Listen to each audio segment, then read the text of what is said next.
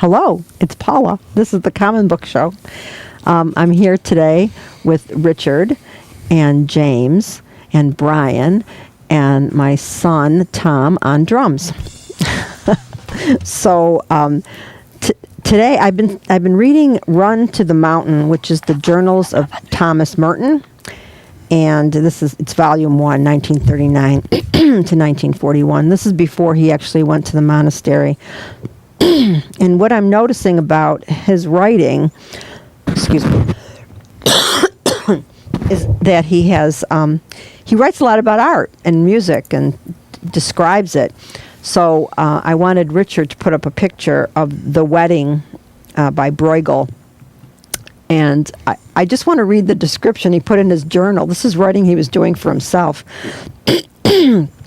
Okay, so it says, the Bruegel wedding dance, also a very perfect picture. The gaiety of it is the gaiety of its form, not of the people in it, for there is too, there too, their drunken gaiety twists their faces more with pain than with joy. They are not happy, they are drunk, but the picture is happy. The formal arrangement of the picture is very exciting and moving.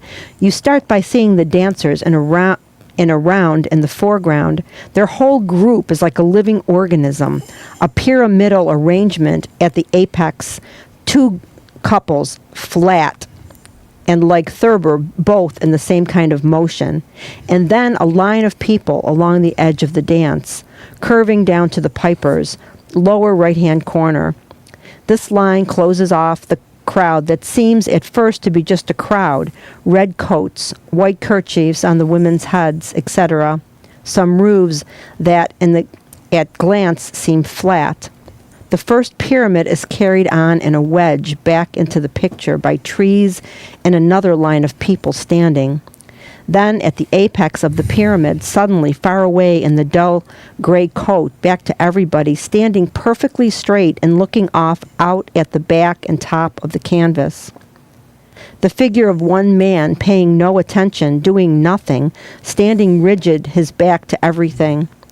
This is so challenging that it offers itself as a key to the whole picture, and indeed, traveling back from him, the eye suddenly sees all the depth and movement of the whole crowd on the right, and we see into the two barns that we had not noticed before, and they are full of people.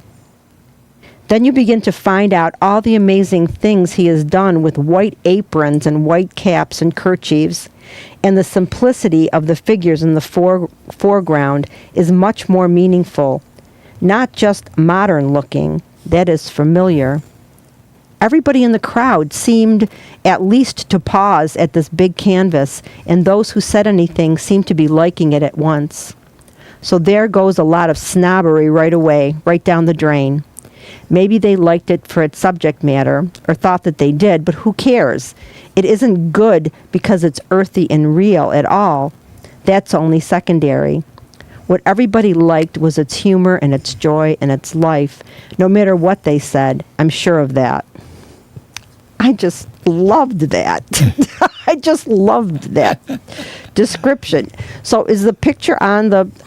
Yeah. Oh, you want to go to the picture again? Oh, no, I figured people could follow along. Yeah, I was showing. Yeah, okay, yeah. Oh, it was on there. Yeah, so they could follow along and look at what, and it made me think, when I'm looking at a piece of art, do I see all of that? I mean, I've always loved this picture, but did I see all of that when I looked at it? Yeah, he really dove into that one. And I remember one time going to the art gallery. It was my first experience with LSD, okay? And I went to the Albright Knox Art Gallery, and I saw that one painting that looks like it's a blob on a beach. And I can't remember who did the painting, but as I'm looking at it, after taking the LSD, I realized it's not only could it be a blob on a beach, but it's a napkin on a table. And I'm looking at it and I'm saying, why didn't I see that before when I didn't have an enhanced, perception? And I was mad at myself for never seeing that before. And so I think I don't know. He just amazed me with how much he was able to see and how he could describe it. And I want to be able to see more like that and pay attention more. I think that's part of being in the moment, So I think that I'm lacking in that. And I'd like to have more of that. So, I mean, I am enjoying this, but I really am worried. I mean, he's dead now, but I think he was bipolar. He had problems. There's some joyful things like that, and then there's some really, like, he struggles. You can see him struggling, and I wonder if there's even any writing about him having any kind of mental illness. But I'm enjoying I'm reading this, and I'm still reading the Dr. Hudson Secret Journal. I'm just reading people's journals right now. I thought Merton said he struggled with bouts of depression his whole life from the time of a small child. Yeah, It would come in and go. I don't remember from the last book I read of his if that was the case, but this one he hasn't really I read mentioned. part of that book, but I never read the whole thing, but I read sections of that. This is what I read before I go to sleep, so it's good. It's a good kind of reading because I can only read a few pages before I doze off, and it's I don't have to follow a line of thought because each day is a separate entry. So, but that's my contribution today. So do you like this picture? Yeah, and I love the fact that he was interpreting it. Definitely. Yeah, I love that too. It reminds me of the phase of Jackson Pollock's career when he would just make squiggles. I don't know much about Jackson Pollock. He would drip on the canvas. Yeah, I know that. I know who he is, but So this critic was doing what Thomas Merton was doing. He was looking at one of these drip paintings, and he was interpreting it.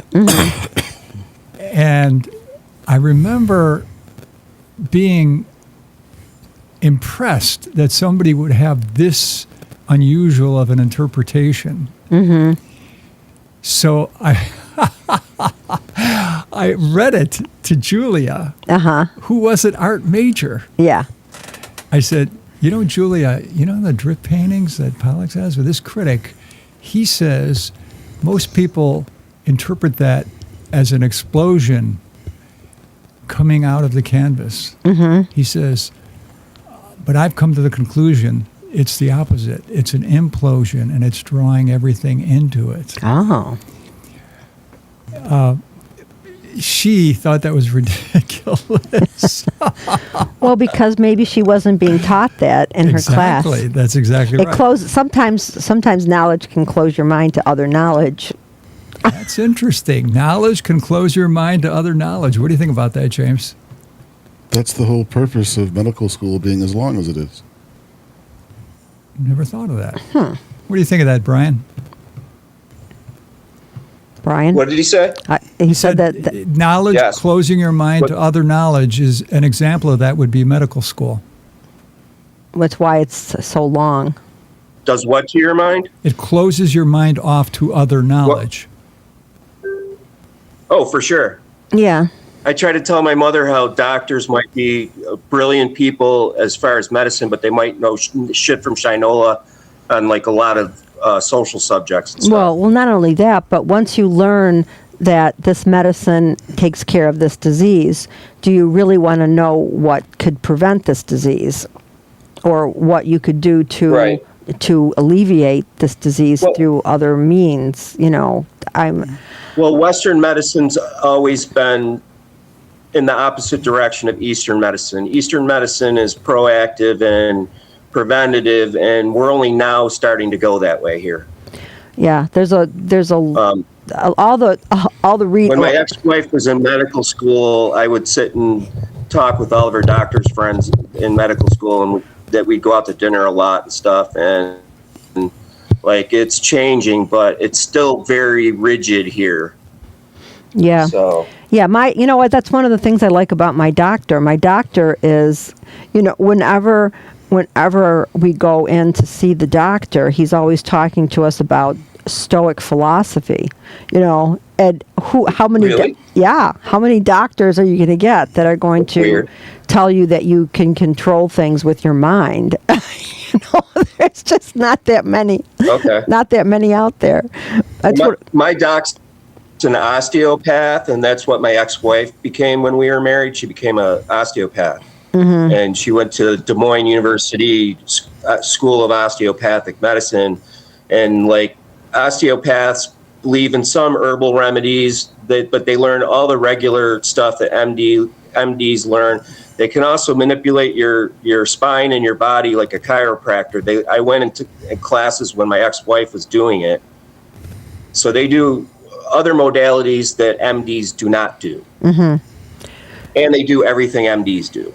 Yeah. I'm a little. My doc. I've had my doctor for 15 years. He's incredible, man. He talks to me at my annual checkup for like 15 minutes and asks me how I am emotionally, how I am physically, am I ever depressed? He just goes into everything. Yeah, that sounds like a good, thorough doctor, definitely. So I don't know. But osteopaths were laughed at 100 years ago. Not even 100 years ago. MDs considered osteopaths as total quacks only 50, 70 years ago. But now half the doctors you might go to are osteopaths. Yeah. Well, I think that we're not looking at the body as a whole thing. There's a specialist for everything. Pretty soon there's going to be a specialist for the thumb, a specialist for the index finger. Oh yeah. Because I've been going to. It pretty much is though. I've been going to a place that's all bone medicine. I can't think of what is it called? Anyway, I'm going. Orthopedics. Orthopedic. That's it. I have separate doctors for everything. Because I hurt my ankles, I hurt my leg, I hurt my shoulder, and every single doctor I see specializes in one body part. It's like, don't you have to learn about all the body parts to be a doctor? I think that just well, whatever. I'm a little tired of it, but I'm getting there. Well, I walked into my knee surgeon's once about 4 years ago in Orchard Park at that office because I was in Lackawanna, living there. And I walked in and the intake person was like, well, what's bothering you today? I said, well, my knee really hurts as usual, but my back does too. She just goes, just like this, we don't care about your back. I swear to God. Well, I know. She goes, because it's not like it's connected or anything. No, right. It's not like it's connected. Right, exactly. Yeah. I know. Well, that's it is connected, actually. I have 3 orthopedic surgeons now, one for my spine and one for each of my knees, because the one won't even touch the knee they did 4 surgeries on. He told me that. He said, I know it's got all the hardware. It's out of control. I just think it's out of control, and I think there are things we can do. I think as Americans we're kind of lazy about our health. So I'm just. Well, my uncle. Paula, sorry to interrupt. My uncle Chris was here from Florida last week, and he was talking about when they were little kids living in Elmira, New York, and their doctor lived down their street or in their neighborhood, and they would call him on the phone. He'd come right to the house. And my uncle's 74. Well, that's how it was in my neighborhood. We had a doctor that would make house calls, and we could walk to his. We didn't have a car. We could walk to his office. He was in the neighborhood. So. Well, Richard, we haven't talked about your list yet. You have something on your list? Yeah. Miss List. Are you aware of a type of poetry? I don't know if it has a name. Maybe you know the name. Where you write about your life experience, but you don't interpret it. You just say, this is one of my life experiences, and you tell it. So like a narrative story? Yeah. So somebody that I correspond with on a regular basis wrote the following to me, and I wrote back. I said, this is a poem. Mm-hmm. But then I thought, but there must be poets that write like this. So tell me if you think this is a poem, okay? Okay. In high school, there was a kid named Jeff. If he didn't like you, he made it clear in strange ways. In one, he would ask you an innocuous question like, how's your life? If you answered that it was okay, he would say, I hope you die. He did this to me at least twice. Then one day, his father, a bus driver, committed suicide. He hung himself in the basement of the family house. Jeff and his older brother found him and had to cut him down. Jeff never used his oft-repeated approach on anyone ever again. I remember that I felt sorry for him, although I didn't think I ever told him so. He wasn't the type you could have talked to like that. Sounds like Bukowski. Kind of like more. So you're saying it is a poem? Yeah, it sounds poetic. It is. There's a whole. I don't know what it's called, if there is a name for it, but yeah. See, he's not I'd telling. have to hear it a second time to really. He's not telling us to interpret it. Yeah. But you feel compelled to interpret it. Well, yeah, because you're thinking, okay, the kid's father committed suicide. What kind of traumatic life did that kid have before his father committed suicide? You know, the kid was being probably abused, and so he was going on to become an abuser. I mean, these are the things going through my head when I heard it. Yeah. So, I mean, yeah, I like it. I think it. I think all it needs is to be lined out like poetry. It'll look like a poem then, you see? I see. Brian, do you think it's important that a poem look like a poem? The visual is very important. Like, I've always thought of a poem as a sculpture with words. Oh, that's interesting. My poetry professor at UB, Mac Hammond, back in 1981, he always stressed that literally he would tear my poems apart and he'd say, like, every single word in the poem must belong there. Anything that's extra, that's just fluff, get rid of it. And he'd take his red pen out and chop my stuff up, but I began to appreciate that he was right, usually, almost always. I would cry about it and whine, and he'd laugh, you know.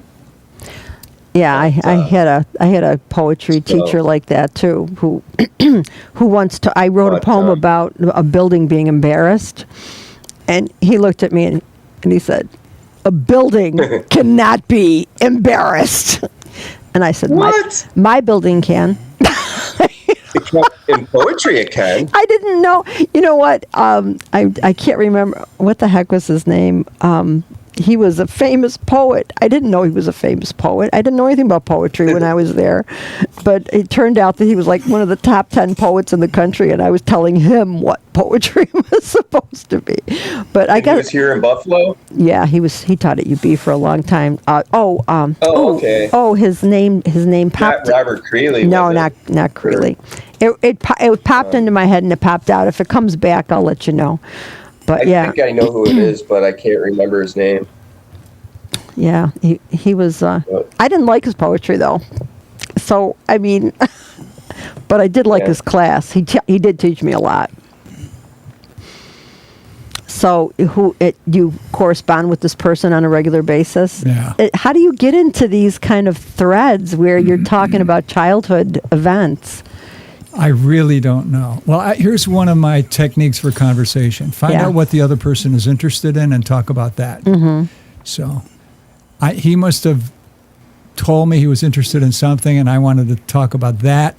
And that led the thread to him talking about his life experience. Yeah, because that's pretty interesting story. That it must have affected him greatly. Of course, when somebody hangs themselves, that's a big memory. My mother's best friend, after her husband died, hung herself in the attic. That's awful. Yeah. And her son came home from school and found her. The kid was, I don't know, he was like maybe 10 years old. Yeah.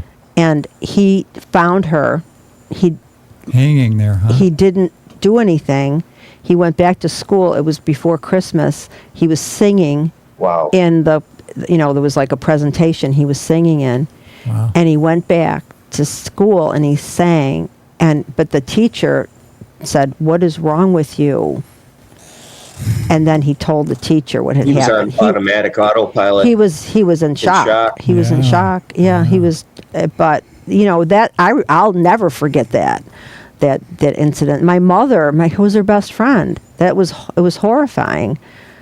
But she just didn't.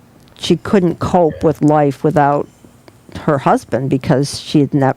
Was traditional times. Mm-hmm. She was taken care of. She didn't work. She didn't know how to do these things. She didn't know how to make a check out to pay a bill, and she just couldn't cope. James, is that patriarchy? It was Some normal. would call it that, but I would say those people don't understand what patriarchy is. Well, it was normal in those. Back in the early '60s, that was normal. Yep. Women didn't necessarily go to work. Women stayed at home, and they did not know how to take care of those things because we weren't taught those things. And they didn't think themselves slaves because of it. That depends on what kind of partnership they had with their husband. Nothing. There's no two situations that are going to be exactly the same. Of course not. However, you have people saying that somehow doing things for your family and your husband is somehow slavery, but doing things for your job and your boss is freedom. Well, when you're a housewife, you are not getting any compensation. Oh yes, you're getting your way paid, but you are not getting if all of the jobs that a woman does at home when she is a housewife were paid positions, she'd be making more than her husband. And if all the things that the husband did for the wife were actually appreciated in some way and enumerated, it might be seen differently. Well, that's what I'm saying. Each situation is different. If they were a good couple that worked together as a team, I do this, you do this, and they had an understanding and they loved each other or even liked each other, that could work out fine. Not everybody wants to go. Not every woman wants to go to work. I never wanted to be taken care of by a man because I saw what the price of that was. In my life. A sandwich. It's working out fine. Make me a sandwich. What was that for a ham sandwich? It was a line from one of our movies. We always have James playing these interesting characters. So it was a line in the movie where he was kind of a dick. So anyway, I had my own perceptions of what was going on around me when I was growing up, and I remember my mother saying to me one time, because she came from a very traditional background, saying, "Paula, don't you want to marry a nice man who will buy you nice things?" And I said, "No, I want to buy myself nice things." And that, and I'm still, but that was from what I saw. If I would have seen around me happy domestic situations that looked like I would want to step into something like that, but that's not what I experienced. So when I looked at this house and that house and my sister's house and my mother's house especially, I didn't want to get involved in any of that shit. That was not for me. But what if that was just your milieu, your world? Like, what if you were a wife in a wealthy household with a beautiful landscaped mansion, and you had everything, you traveled everywhere? That stuff, the travel might appeal to me, but and your husband wasn't a dick. No, I don't. I do not value. I don't value that. That does not have any value for me. Right. So I'm just saying, you grew up in your neighborhood and all those people around you were having challenging lives. They probably didn't have a lot But of look around wealth. at material wealth. Look at the people in those True. relationships. That doesn't make them happier. It just makes them Yeah, richer. exactly. Yeah. You know. So Right. I never wanted that. Okay. There were people I could have married where I could have had that. I didn't want it. It wasn't for me. But that's not Oh, do saying tell. Anyone we know? Any famous people? no one famous, but people who were lawyers, people who had money, but that would have been a life would have had to give up too much. That's not what I wanted. So Yeah. anyway, we're off on a tangent now. Well, you did write to me about the short story by Dorothy Parker, Yeah. Big Blonde. Yeah. Did you? Are you too familiar with that story? How would you describe the plot of that short story? The woman represses her needs when she's dating this guy. She does not have any needs. She's a good sport. They say good sport a lot in this. So what she does is, she's not doing it to trick the guy. She's doing it because she wants to be loved.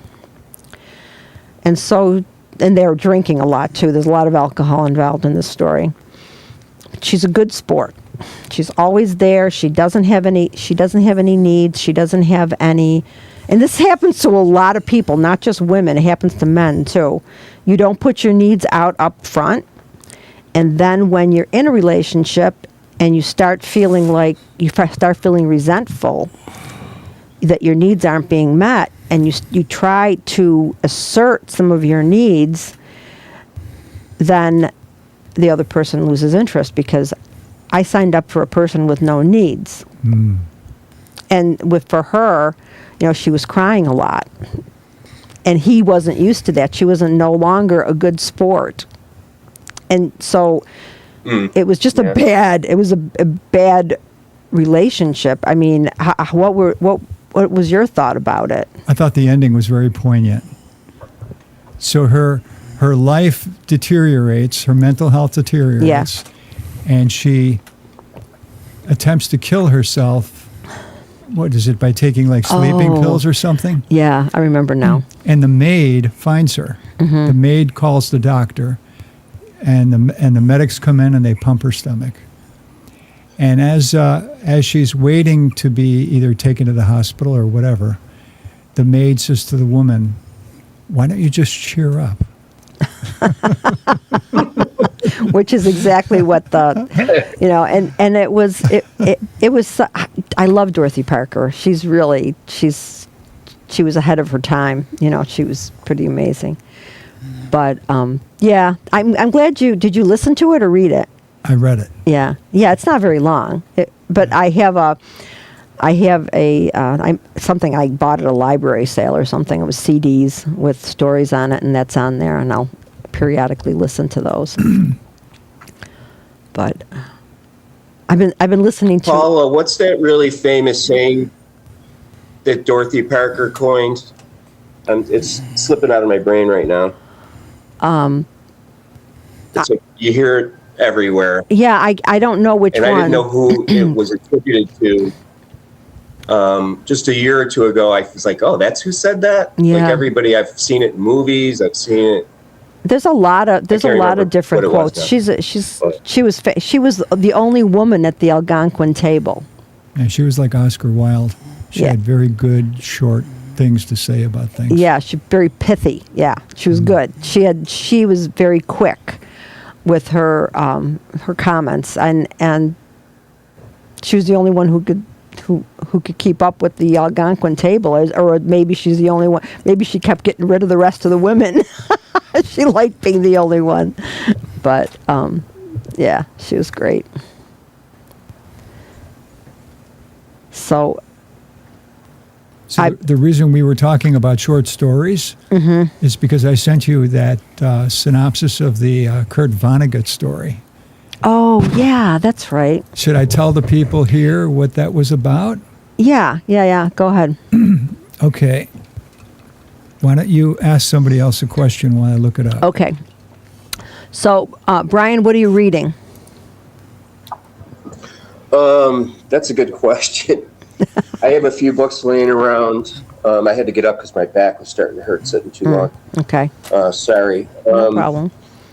I'm going to my good chair. I was reading some dispatches from Vietnam from John Steinbeck. Oh, really? And that's the only thing I think book. I've ever not read of John Steinbeck. I saw the book a week ago or so in the Audubon Library in Amherst. And I said, what? John Steinbeck, Dispatches from Vietnam? I was like, no, I'd never heard of it. And then other people told me they never heard of it. And he actually walked on a few missions with Marines and stuff. And he flew in helicopters going into battles. And it's crazy. Yeah. He was very not pro-war. He hated war. But in a lot of his dispatches, he very strongly backed the U.S. policy and military and thought we were doing the right thing. He really did. Yeah. Which shocked me a little bit. I don't know that I do know that he was a war correspondent. And he was 64, Paula. Yeah, but I'm saying he was a war correspondent for another war. I don't know if it was World War II or the Korean War. Yes, World War II. Yeah. Or Korea, yeah. But he thought we were doing the right thing. He thought we were trying to bring freedom to the South Vietnamese and keep them free. And he didn't have any qualms about that. So he's also a womanizer, but I still like him. Yeah. Oh, and then I'm reading something you would like, Paula. I think I've read most of it. Where is this book? Oh, The Woodland Folk Tales of Britain and Ireland by Lisa Schneidow. Yeah. Her name is spelled S-C-H-N-E Schneidow, D-A-U. So she's an expert. They're folk tales from that area. Ancient folk tales from all of Britain, Scotland, Wales. Oh yeah, I would like that. I like that kind of stuff. England, and one from like 800 years ago featured a character with my name. He was a prince, Brian, but they spell it Brion in like ancient Ireland. Huh. Interesting. So, yeah, that is something. Did you get that from the library as well? Yep. Free books, man. Gotta love it. I know. Did you find your thing, Richard? Yeah. Okay. All right. Richard's going to go and. Okay. Richard, I had to ask you real quick. Did your friend usually send you like poem-like stuff, or was that a one-off? He likes to talk about his life experiences. Mm-hmm. And I find the way he writes so eloquent that I'm often telling him, you should be a writer. You know, you have it in you, but you don't realize it. Okay, sure. This is called Custom Made Bride by Kurt Vonnegut. Mm-hmm. A man named Walter lives in a society where everything, including human relationships, can be customized and purchased. Walter's dissatisfied with his romantic life. He decides to order a custom-made bride. You'll like this, James. He goes to a company that specializes in creating perfect partners tailored to their clients' specifications. He fills out a detailed form specifying every aspect of his ideal partner's appearance, personality, and behavior. The company promises to deliver a flawless, made-to-order bride who will fulfill all his desires and expectations. It arrives. Not too long later, Walter becomes disillusioned with his new bride. Despite the fact that she is perfect in every way, just the way he wanted, wait a minute. I'm sorry. Come on. Okay.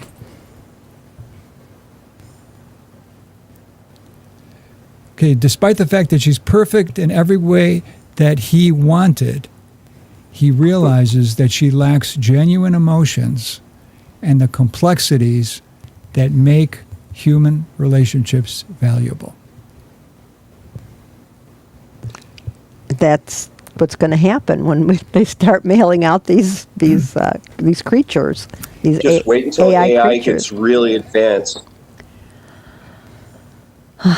So, in other words, it is the imperfections in the real that make it valuable.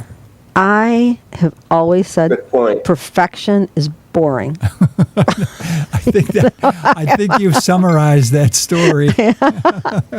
I feel like, well, when I was single, after my last major relation, I think it was with Michael, after that relationship was over, I got creative and I wrote a resume for the perfect man, right? What this perfect man would be like, and how I what I wanted,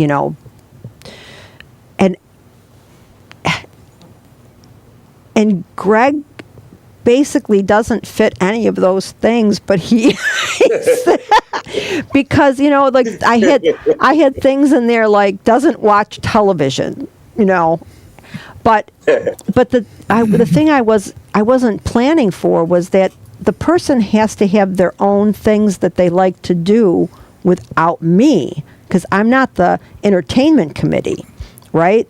So all of the things I was thinking, what was I thinking? I wanted somebody to be attached at the hip to me. I don't want that. And then I dated somebody who took he had no self. I'd never met a man like this before. He had been married to this woman, and I don't know what their marriage was like. He had a couple kids. She divorced him. She left him for someone.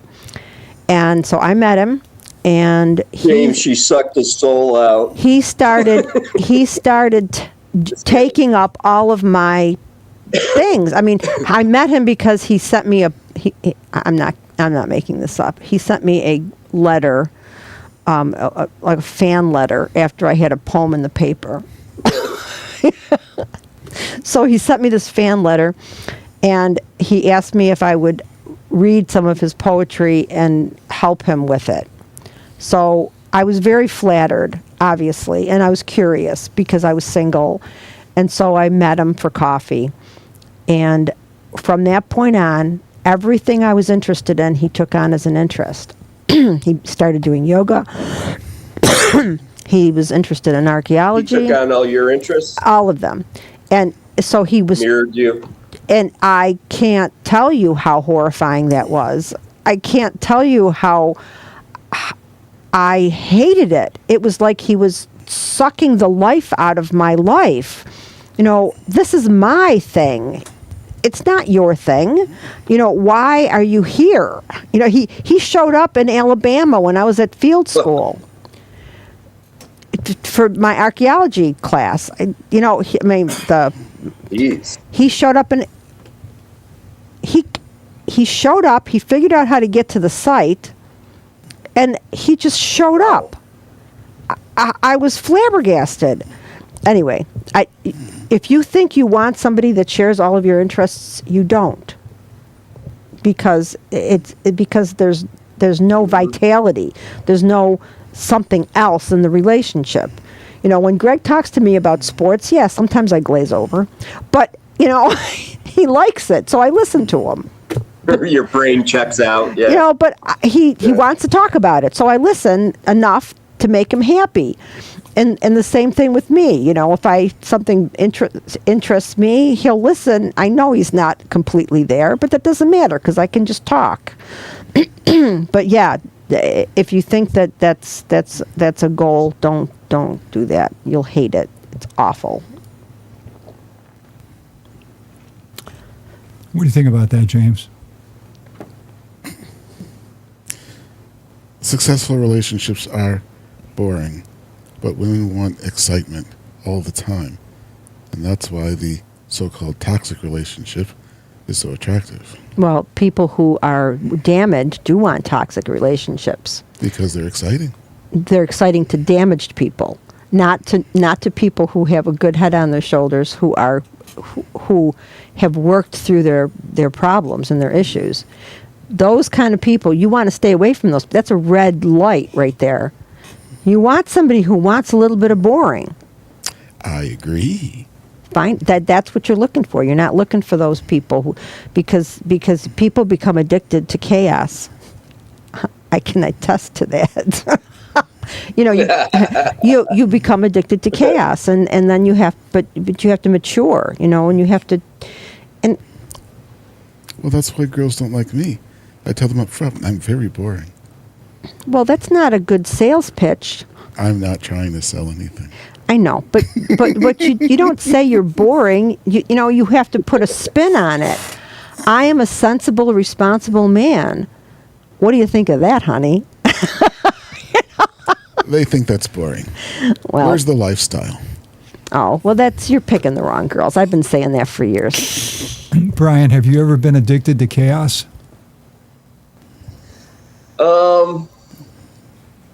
Besides my career as a restaurant cook and chef, no. But we used to talk about it, guys that had cooked for decades. Like, we talk about how we were addicted to, and they've written books about it, like how chefs are addicted to the intensity. It's like a drug almost.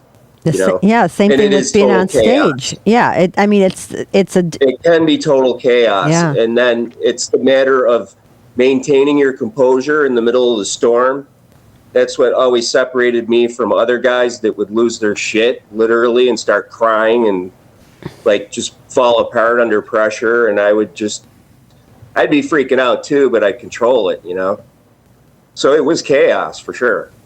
Yeah, there's different kinds. There's definitely different kinds of chaos, but I think that people like having practical. I've seen people at work have mental breakdowns. Just oh God, walk out the door and like leave, and I'd be like, okay, it's all me now, Well, Greg has a friend a female friend who can't, who has to have what you're talking about, that. Chaos. Yeah, chaos. But more than chaos, it's like disagreement. There has to be a problem. There has to be a problem. Right.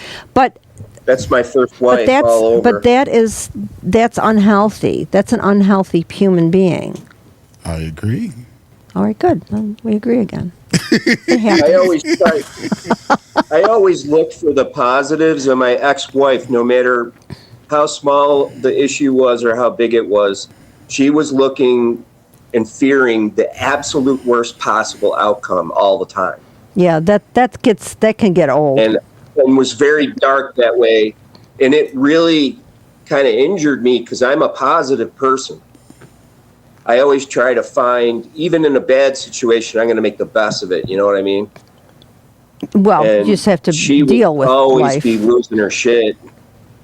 I mean, we were young, though. I think when she got older, she mellowed out a lot, and she changed quite a bit.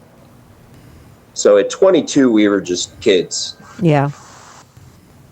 She had never seen shit. She grew up in Schenectady. I had already been all around the country. I had already done things, seen things. She was terrified, trying to have to pay bills and live, and she had never done it. Yeah. So... Yeah, I think she loved drama. It was always drama, drama, drama. And that's a problem. If you see that and you're having a relationship with somebody, and if you're a nice person, if you're a good person, if you want to do the right thing, that person's not going to want to be with you. You got to find the person who wants steady, responsible, and you're not boring. Christ. So James, you were referencing the way people see you. Are you addicted to chaos in other people? Not at all. Yeah, I don't see that he is. I don't see him as that person. But, he's obviously attracted to those people. Those people are attracted to me. Or they want to make your life a little more exciting. Is that what they're trying to do? I guess. I don't know. Now, do you think it's your face, James? You just have that very welcoming, friendly face. it draws people in, and then watch out. No. Do you think that the pessimists have the edge on survival more than the optimists? That's a great question. Here's an example from history. Henry Ford Jr. said to his board of directors once, every year we seem to put out cars that satisfy the needs of the American people.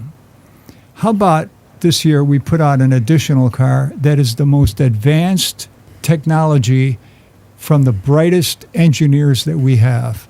They come up with their best ideas. We give it to the engineers to see if it can be done. And then if it can, we build a car. We put all these great ideas in the car. When the car came out, the American people said, those are great innovations, but they're all going to break down. And the car didn't sell. So, I mean, of course, now if you can get one of those cars now, it's worth a fortune. Yeah. Millions of dollars. Yeah. But anyway, the thing is, did the American public, with their pessimism, do the right thing? Well, I'm not sure if that's. I think to myself, you know, I have an old. My car is pretty old. It's a 2009. Yeah. I don't have a backup camera. I don't have. There's a lot of things that I can't do with my car. I have a regular key that I got to stick in the ignition and start my car. You don't have that button anymore? Well, you know, I can't start my car with, you know, but just having the key in the car. But I look at some of the stuff and I think that's just more stuff to break. Oh, so you're like the American public. It's like I look at. I mean, I like having electric windows. You know, I don't like having to stop my car to open my back windows. You know, I like the electric windows. So I guess there's a certain, and I do kind of like the backup camera. It's helpful. But all that technology, I don't have air conditioning in my car because it broke and it was too expensive to fix. You know, so I don't know. I don't know what those extra things were that he put into the car. Push-button transmission.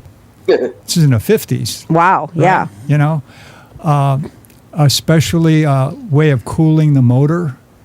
The squirts on the windshield wipers. That was the first car to have that. Wow. Other things that, the type of radio that went in the car. Mm-hmm. All these things, you know, the electric windows. Mm-hmm. And the public. A light that turned with the wheel. Turned with the wheel? The light turned with the wheel? When you turned to the right, there was a middle headlight that turned to the right. Oh. So you would see where you're going. Yeah. Yeah, I mean... So do you think, Richard, do you think people just psychologically were kind of just freaked out they by weren't ready, all of a sudden all those innovations at once? Good question. You know, they didn't know what they were, really. They might have been great, and they just didn't even try. I mean, if your wife were alive at that time, would she have been one of those people saying, all those things are going to break, don't bother getting the car? Probably. Yeah. Well, I rented a car. I rented a car last week or the week before because I was going to Mumford with my grandkids, and I didn't want my car to break down, and I didn't have air conditioning, and it's hot. So, but it was a learning curve. You know, I had to figure out how to get the cruise control to work. Mm-hmm. But you know what? I could change the station on the steering wheel. You know? I won't even use that on my car. Like, what the hell is this? It was. I accidentally hit pretty the buttons, crazy. Paula, driving to Albany once, and it's changing the station. I'm getting pissed off. Yeah. Because I mean, there was a learning curve for me with that car. So maybe people are opposed to change. Maybe that Brian's could have been it, yeah. right. It was too many things at once. Could have been. Now, Mick got a new car. Okay. Okay. Tell me if you think this innovation is necessary. Probably. Because he pointed it out to me, and I thought, what? He said, look at this light over here, right near the rear view mirror. He said, you see how it says on? He says, now, we're parked because we were getting out of the car. Yeah. He said, watch what happens when you get out of the car. And I looked, and it said off. He said, that light tells me if someone's sitting in the seat next to me. I thought, what's the point of putting that in a car? Just look over. You know what? My car, even my old car that I have, if I put a heavy package on the seat next to me in the it says airbag off. I don't know how it knows it's not a person. Oh, so when it says on, it means the airbag is on for the passenger. Right. Maybe. I don't know. That's what mine. That's right. what mine Yeah, means. that's what it is. Your airbag will deploy. Yeah. So when how my does car it has know it. it's not a person? 2005. It depends on the weight. But I mean, what if it was my granddaughter who's, if I had a 50-pound bag of rice on that seat, or my granddaughter, how does it know it's not a person? The rice doesn't have eyes. Because the seatbelt is not connected. No, seriously. The seat belt is not connected. Oh, you're Thank so you. smart. It doesn't have eyes. No, seriously. The Mercedes, Has eyes, the everything, Mercedes Benz No, the new actually cars does. The new cars spy on you totally. You know about all that? Do you want to know something? The one day I was driving, and right after I got my smartphone, because I didn't have a smartphone for a long time, I was very resistant. And so there was that song, I'm Your Venus, I'm Your Fire, Your Desire.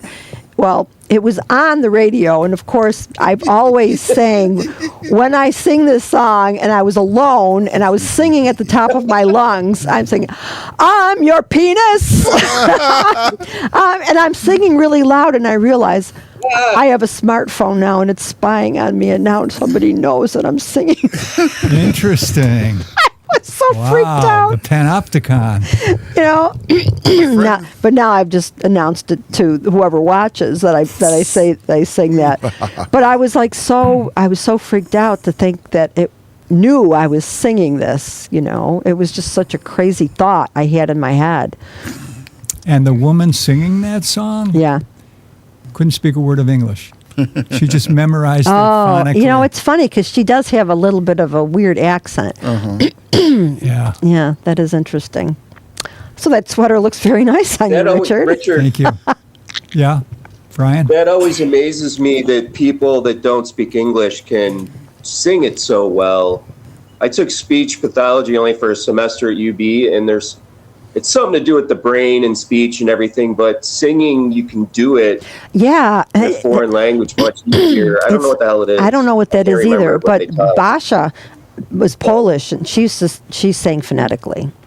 Now, I think that might vary from person to person because my friend Nancy Rybczynski, who grew up 5 streets away from me,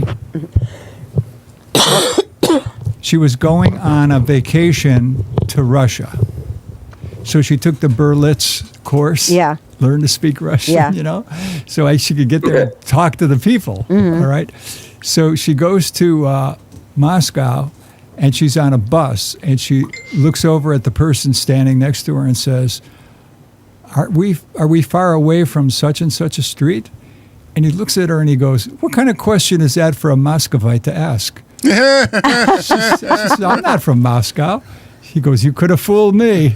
Wow.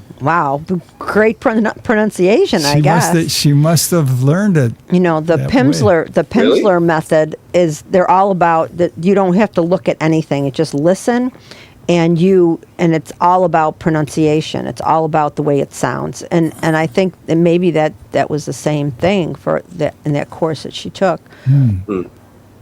I learned how to say That's pretty impressive. I learned how to say a couple things in French. I learned how to say, hello.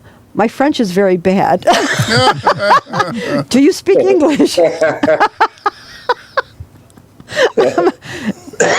Probably get a good laugh out of something. As long as you try, people are nice. There was a woman Right. on the PBS NewsHour who specialized in training people to get rid of their accents. Yeah, there's people that do that from actors and stuff. Yeah.